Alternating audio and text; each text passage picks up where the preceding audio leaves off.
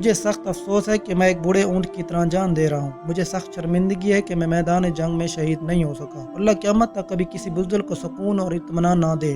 یہ افسوس اس مجاہد کا ہے جس کو اللہ کے رسول نے سیف اللہ کا لقب دیا۔ ان کے وجود کا کوئی حصہ ایسا نہ تھا کہ جس پر تیر، تلوار، نیزے یا خنجر کے زخموں کے نشانات نہ ہوں۔ انہوں نے 100 سے بھی زیادہ گمسان کی جنگوں میں حصہ لیا اور کبھی کسی جنگ میں شکست نہیں کھائی۔ ان کے نام سے ہی ایرانی اور رومی سلطنتوں پر دہشت طاری ہو جایا کرتی تھی۔ اپنی موت کے وقت میدان جنگ میں شہادت نہ پانے پر انہیں یہ کلمات افسوس کی حالت میں کہے تھے۔ حضرت خالد بن ولید غیر معمولی پراسرار شخصیت تھے جن کی ظاہری اور باطنی قوتوں نے انسانیت کو ورطہ حیرت میں ڈال دیا تھا۔ فوجی نقطہ نظر سے دیکھا جو انسانی عقل ماننے کو تیاری نہیں ہوتی کہ عرب کے ریگداروں سے نکلنے کے بعد مجاہدین اسلام نے 3 سال کے مختصر ترین عرصے کے اندر عراق اور شامی یعنی فارس اور رومی سلطنتوں کو شکست دے کر یہ تمام علاقے سلطنت اسلامیہ میں شامل کر لیے تھے۔ ان میں اہم ترین کردار سیف اللہ حضرت خالد بن ولید کا تھا۔ جب حضرت خالد بن ولید نے اپنی موت کا ذکر بستر میں ہونے کی وجہ سے اللہ سے شکوہ کیا تو اسی حالت پر ان کی زوجہ نے ان کو تسلی دی کہ خالد آپ شرمسار نہ ہوں۔ آپ کو جب اللہ کے رسول نے سیف اللہ کا لقب دیا تھا تو اس کا مطلب یہ تھا کہ اب یہ سیف اللہ یعنی اللہ کی تلوار میدان جنگ میں کسی کافر خاتون نہیں کاٹ سکتی۔ آپ کے نصیب میں شہادت نہیں تھی۔ اپنے اہلیہ کی طرف سے اسی تسلی کے بعد اللہ کا یہ شعر ذرا پرسکون ہوا۔ خالد بن ولید صرف عالم اسلام کے نہیں بلکہ تاریخ انسانیت کے ہیرو ہیں۔ انسانیت کے تاریخ میں ان سے بڑا فوجی، حکمت عملی سعد اور فنون جنگ کا ماہر جرنیل اور غازی پیدا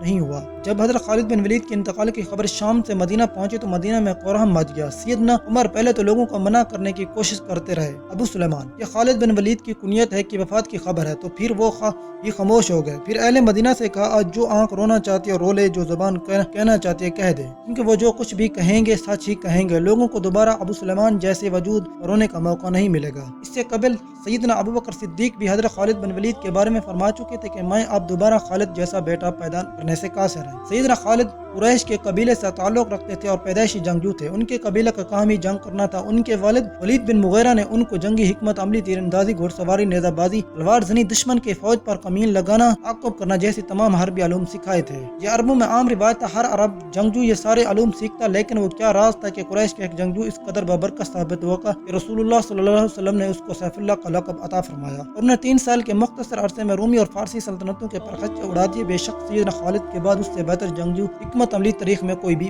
بنا نہ سکا۔ آنے والی صدیوں میں ہر تہذیب کے سپہ سالار سیدنا خالد بن ولید کی جنگی حکمت عملی کا مطالعہ کرتے ہیں، اس پر عمل کرتے ہیں اور اس کے مطابق اپنی عسکری منصوبہ بندی کرتے ہیں۔ اس میں کوئی شبہ نہیں کہ سیدنا خالد ایک پیدائشی سپہ سالار تھے، مگر حقیقت یہ ان کی حیرت انگیز تاریخی کارناموں کے پیچھے سید رسول اللہ صلی اللہ علیہ وسلم کی دعا اور برکت شامل تھی۔ ایک مرتبہ جب حج کے موقع پر رسول اللہ صلی اللہ علیہ وسلم نے اپنے بال مبارک کٹوائے تو سیدنا خالد بن ولید نے وہ بال مبارک اٹھا لیے۔ رسول اللہ صلی اللہ علیہ وسلم نے ان سے پوچھا خالد یہ کس لیے؟ سعادت مندی سے جواب دیا یا رسول اللہ آپ کے بال مبارک میرے پاس رہیں گے تو انشاءاللہ ان کی برکت سے میں ہر جنگ میں فتح پاؤں گا۔ رسول اللہ صلی اللہ علیہ وسلم نے فرمایا ہاں یہ بال تمہارے پاس رہیں گے، میری دعا بھی تمہارے ساتھ رہے گی اور انشاءاللہ تم ہر جنگ میں فاتح پاؤ گے۔ مسلمانوں کا میدان جنگ میں حضرت خالد بن ولید سے پہلا تعارف اس وقت ہوا جب غزوہ احد میں خالد بن ولید کفار کی طرف سے لڑنے کے لیے میدان میں آئے تو اس وقت آپ ایمان نہیں لائے تھے اور کفار کی اضافی گھڑ سوار دستے کے سربراہ تھے۔ غزوہ احد میں رسول اللہ صلی اللہ علیہ وسلم نے 50 تیر اندازوں کا ایک پہاڑی درے پر متعین فرما دیے اور ان کو حکم دیا کہ جنگ کا جو مرضی نتیجہ نکلے آپ کو اپنی جگہ سے نہیں چھوڑنی چاہیے۔ جب 50 تیر انداز حضور صلی اللہ علیہ وسلم نے سیدنا خالد بن ولید کے گھڑ سوار دستے کو دیکھ کر ہی متعین کیے تھے کہ جو پہاڑ کی ایک جانب سے مسلمانوں پر حملہ آور ہو سکتے تھے۔ غزوہ احد میں جب مسلمانوں کو کامیابی نصیب ہونے لگی اور دشمن پسپا ہونے لگے تو مال غنیمت جمع کرنے کا سلسلہ شروع ہو گیا۔ ان 50 تیر اندازوں میں سے اکثر نے حکم عدولی کی اور جنگ کا پانسا مسلمانوں کے حق میں پلٹا دیکھ کر اپنا مورچہ چھوڑ دیا اور نیچے اتر آئے۔ خالد کی عقابی نگاہوں نے یہ کمزوری تاڑ لی اور اس سے بھرپور فائدہ اٹھایا۔ کفار کی گھڑ سواری فوج کو موقع مل گیا کہ مسلمانوں پر پشت سے حملہ کر سکیں۔ کفار کی اس حملے کے نتیجے میں کہ جس کی قیادت خالد کر رہے تھے 70 صحابہ کرام شہید ہوئے اور مسلمانوں کی ایک بہت شدید چوٹ لگی۔